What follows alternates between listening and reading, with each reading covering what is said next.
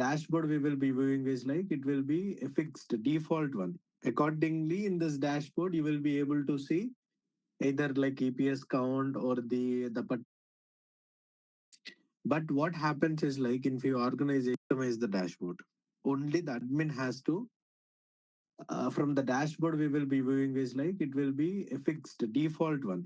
Accordingly, in this dashboard, you will be able to see either like EPS count or the particular data sources that we have integrated to the QRadar, those details, and furtherly you will be getting like in case of most recent offenses or severe offenses or top log sources that are categorizing it because we wanted to know what exactly that has been contributing in this particular high volume when we get.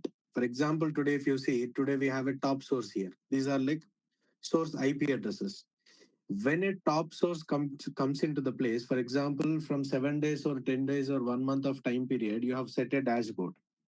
In this dashboard, you can be able to see which IP is like more targeting to the particular attack or like on the targeting to the target industry or it may be like the internal user machine, right?